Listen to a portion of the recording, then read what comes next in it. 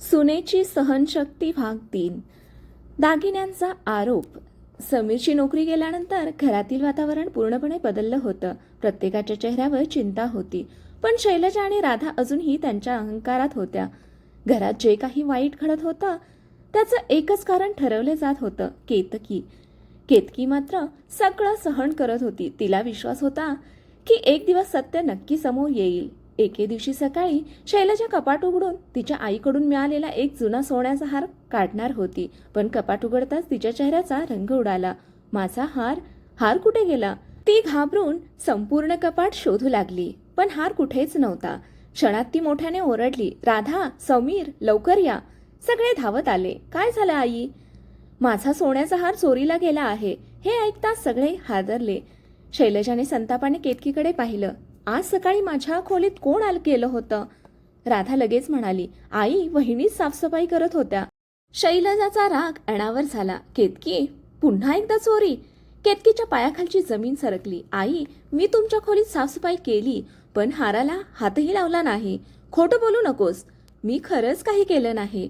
इतक्यात समीरही पुढे आला. त्याने शांतपणे विचारलं, आई, आधी नीट शोधूया. शैलजा रागाने म्हणाली, शोधायचं काहीच नाही. चोर घरातच आहे. हे ऐकून केतकीच्या डोळ्यात पाणी आलं. समीर, तू तरी माझ्यावर विश्वास ठेव. समीर काही क्षण शांत राहिला. यावेळी त्याने थेट आरोप केला नाही, कारण त्याच्या मनात आता शंका निर्माण झाली होती. खरंच प्रत्येक वेळी केतकीच दोषी असते का? राधा पुन्हा म्हणाली, दादा, वहिनीच्या खोलीत शोध घेतला तर सगळं समजेल. केतकीने स्वतःच उत्तर दिलं, हो, माझी खोली तपासा. मला काहीही लपवायचं नाही. शैलजा, राधा, समीर आणि विनायक चौघेही तिच्या खोलीत गेले. कपाट उघडलं. प्रत्येक कपडा तपासला, पण हार कुठेच सापडला नाही. क्षणभर सगळे गप्प झाले. शैलजाच्या चेहऱ्यावर संभ्रम दिसू लागला. तेवढ्यात घरातील काम करणारी मंगला घाबरत धावत आली. मॅडम, मला काहीतरी सांगायचं आहे. काय? आज सकाळी मी राधाताईंच्या खोलीत साफसफाई करत होते, तेव्हा मला हा हार पलंगाखाली दिसला. तिने हातातला सोन्याचा हार शैलजांसमोर धरला. क्षणभर संपूर्ण घरात शांतता पसरली. राधाच्या चेहऱ्याचा रंग उडाला. हा तिथे कसा आला? ती अडखळत म्हणाली. केतकी आश्चर्याने राधाकडे पाहत होती. विनायकांच्या चेहऱ्यावर संशय स्पष्ट दिसत होता. समीर ही विचारात पडला. शैलजा मात्र प्रसंग झाकण्याचा प्रयत्न करत म्हणाली, बहुतेक चुकून पडला असेल. केतकीला हे ऐकून धक्का बसला. पुन्हा एकदा तिच्यावर संशय घेतला गेला, पण सत्य समोर आल्यानंतरही कुणी तिची माफी मागितली नाही. त्या रात्री समीर बराच वेळ जागाच होता. त्याच्या डोळ्यांसमोर सतत एकच प्रसंग फिरत होता. प्रत्येक चोरीच्या वेळी आरोप केतकीवर, पण पुरावा कधीच नाही. त्याच्या मनात संशयाचं एक नवीन बी पेरलं गेलं. या सगळ्यामागे खरंच कोणी आहे का? आणि त्याच क्षणी दाराबाहेर उभी असलेली राधा समीरच्या चेहऱ्यावरचे बदलते भाव पाहत होती. तिला जाणवलं, आता तिचं गुपित जास्त दिवस लपणार नाही. सत्य लपलेलं. सोन्याचा हार राधाच्या खोलीत सापडल्यानंतर घरातील वातावरण पूर्णपणे बदललं होतं. शैलजा वरून शांत दिसत होती, पण तिच्या मनात अस्वस्थता होती. समीर सतत विचारात हरवलेला होता. विनायकांच्या मनात संशय आणखी गडद झाला होता. पण या सगळ्यात एकच व्यक्ती होती, ती शांतपणे आपलं काम करत होती, केतकी. तिच्या मनात एकच प्रश्न होता, मी निर्दोष आहे, तरी प्रत्येक वेळी मला दोषी का ठरवलं जातं? त्या रात्री सगळे झोपले होते. राधाच्या डोळ्यांना मात्र झोप नव्हती. ती हळूच तिच्या खोलीतून बाहेर आली आणि स्वयंपाकघरात पाणी प्यायला गेली. तेवढ्यात तिला हॉलमध्ये कोणीतरी उभं असल्याचं जाणवलं. ती दचकली. आई, तू? शैलजा शांतपणे तिच्याकडे पाहत होती. राधा, खरं सांग, हार तुझ्या खोलीत कसा आला? राधाच्या कपाळावर घाम फुटला. आई, मला काहीच माहिती नाही. शैलजाने तिचा हात घट्ट पकडला. माझ्या डोळ्यात बघून खोटं बोलू नकोस. राधाच्या डोळ्यात अश्रू आले. काही क्षण ती शांत राहिली आणि अचानक तिचा बांध फुटला. आई, हार मीच लपवला होता. काय? शैलजा हादरली. तू वेडी आहेस का? राधा रडत म्हणाली. मला केतकीचा खूप राग येत होता. बाबा तिचं कौतुक करायचे. समीर दादा हळूहळू तिच्यावर विश्वास ठेवायला लागला होता. मला वाटलं पुन्हा एकदा तिच्यावर चोरीचा आरोप झाला तर सगळे तिचा तिरस्कार करतील. शैलजाच्या हातातून पाण्याचा ग्लास खाली पडला. म्हणजे पहिल्यांदा दागिने केतकीच्या कपाटात ठेवले होते तेही तूच? राधाने मान खाली घातली. हो आई, तेही मीच केलं होतं. क्षणभर शैलजाच्या पायाखालची जमीन सरकली. तिला आठवलं, त्या दिवशी तिने केतकीला सगळ्यांसमोर थप्पड मारली होती. तिला चोर म्हटलं होतं. तिच्या स्वाभिमानाची राख केली होती. आणि हे सगळं स्वतःच्या मुलीच्या खोटेपणामुळे. शैलजाच्या डोळ्यात अश्रू आले. राधा, तू इतकी खाली कशी जाऊ शकलीस? आई, मला माफ कर. माफी? तू एका निरपराध मुलीचं आयुष्य उद्ध्वस्त केलंस. इतक्यात जिन्याच्या कोपऱ्यात उभे असलेले विनायक हे सगळं ऐकत होते. त्यांच्या चेहऱ्यावर संताप स्पष्ट दिसत होता. ते हळूहळू पुढे आले. म्हणजे माझा संशय खरा होता. राधा आणि शैलजा दोघीही घाबरल्या. बाबा, एक शब्दही बोलू नकोस. विनायकांचा आवाज पहिल्यांदाच एवढा कठोर झाला होता. केतकीला चोर ठरवलं, तिचा अपमान केला, तिचे अश्रू पाहिले आणि तरीही तुम्हा दोघींना काहीच वाटलं नाही. शैलजाची मान खाली गेली. तेवढ्यात समीर पाणी प्यायला खाली आला. त्याने विनायकांचा राग पाहिला. बाबा, काय झालं? हॉलमध्ये शांतता पसरली. शैलजा काही बोलू शकत नव्हती. राधा थरथरत उभी होती. विनायक काही क्षण समीरकडे पाहत राहिले. त्यांना वाटलं आता सगळं सत्य सांगावं, पण त्यांनी स्वतःला थांबवलं. त्यांच्या मनात एक वेगळीच योजना तयार झाली होती. राधाने स्वतः केतकीसमोर सत्य कबूल केलं पाहिजे. तेव्हाच तिला तिच्या चुकीची खरी जाणीव होईल. ते शांतपणे म्हणाले, काही नाही, तुम्ही सगळे झोपा. समीरला काहीच समजलं नाही. दुसऱ्या दिवशी सकाळी केतकी नेहमीप्रमाणे देवासमोर दिवा लावत होती. तिच्या ओठांवर एकच प्रार्थना होती, देवा, माझ्यावरचा खोटा डाग कधी पुसला जाईल. मागे उभी असलेली शैलजा तिच्याकडे पाहत होती. पहिल्यांदाच तिच्या मनात केतकीबद्दल अपराधीपणाची भावना निर्माण झाली होती. तिला केतकीची माफी मागायची होती, पण तिचा अहंकार अजूनही तिच्या आड येत होता. दुसरीकडे राधा पूर्ण दिवस अस्वस्थ होती. केतकी तिच्यासाठी चहाच घेऊन आली तेव्हा राधाला तिच्याकडे पाहवतही नव्हतं. जिचं आयुष्य आपण उद्ध्वस्त केलं तीच आजही आपली काळजी घेत होती. राधाच्या मनात अपराधीपणाची आग पेटू लागली. पण नियतीला अजून एक मोठा धक्का द्यायचा होता. त्या संध्याकाळी समीरला एका जुन्या मित्राचा फोन आला. समीर, मला तुझ्याशी राधाबद्दल एक महत्वाची गोष्ट बोलायची आहे. हे ऐकता समीरच्या चेहऱ्याचा रंग उडाला. तो लगेच घराबाहेर पडला आणि त्याला अजिबात कल्पना नव्हती की त्या भेटीनंतर संपूर्ण कुटुंबाचं आयुष्य कायमचं बदलून जाणार होतं. घर सोडण्याचा निर्णय. समीर त्या रात्री उशिरा घरी परतला. त्याच्या चेहऱ्यावर चिंता स्पष्ट दिसत होती. मित्राने सांगितलेल्या काही गोष्टींमुळे त्याच्या मनात अनेक प्रश्न निर्माण झाले होते, पण अजून कोणताही पुरावा नसल्यामुळे तो शांत होता. दुसरीकडे केतकी रोजप्रमाणे घरातील सगळी कामं करत होती. तिच्या चेहऱ्यावर हसू होतं, पण मन मात्र पूर्णपणे तुटलं होतं. दुसऱ्या दिवशी सकाळी शैलजाच्या काही मैत्रिणी घरी आल्या.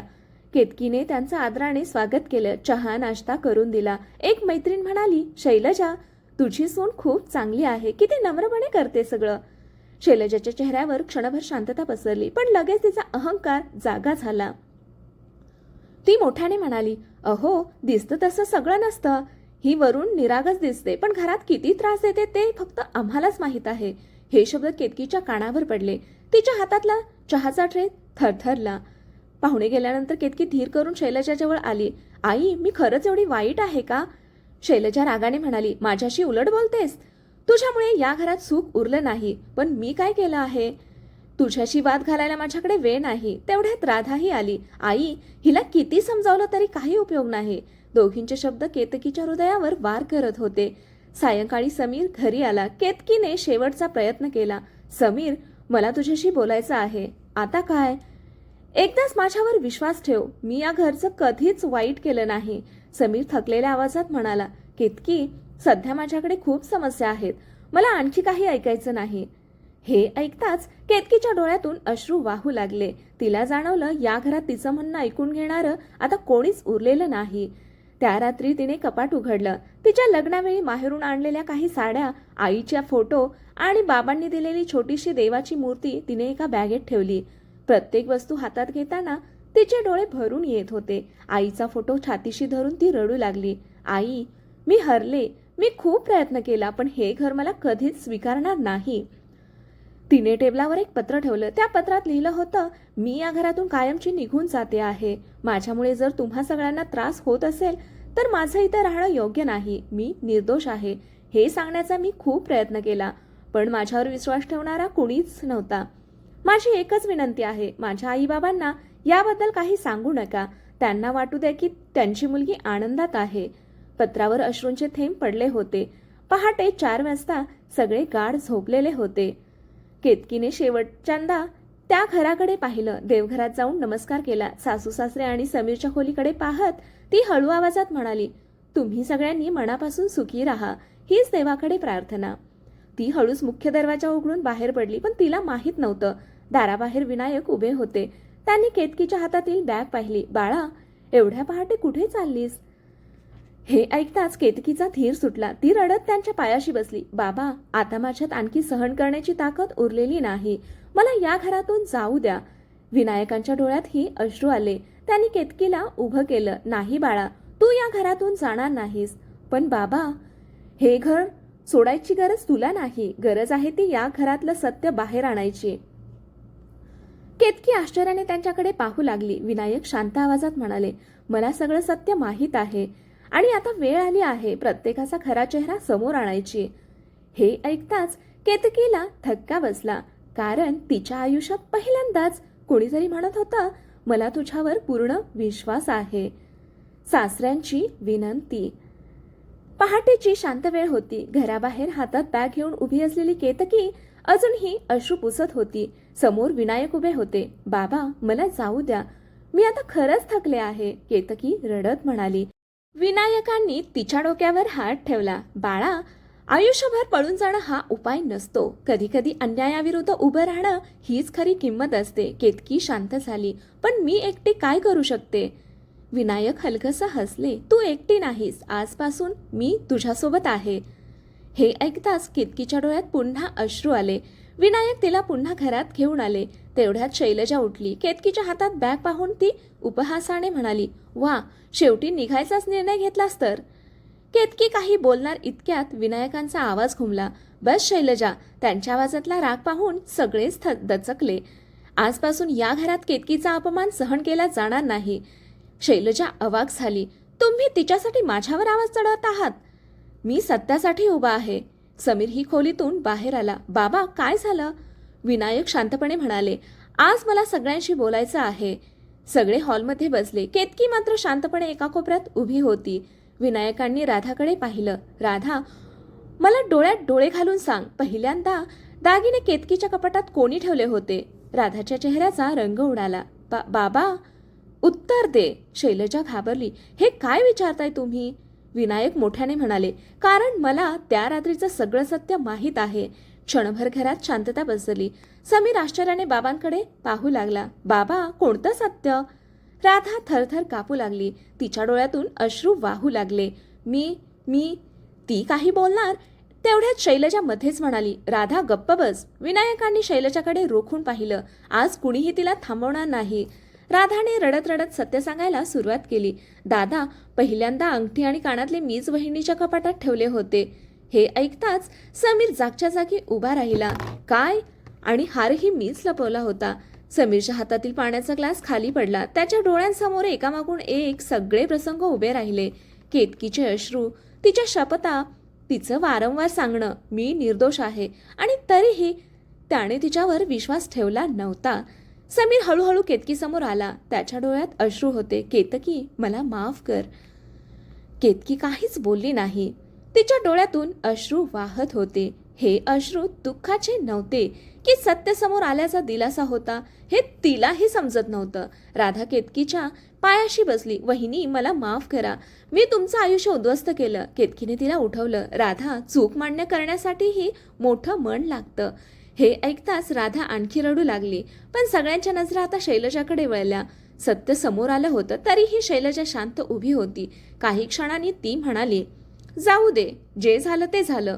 हे शब्द ऐकताच समीर संतापला. आई, इतकंच? तू केतकीवर किती मोठा अन्याय केला आणि तुझ्यासाठी तो फक्त जाऊ दे आहे?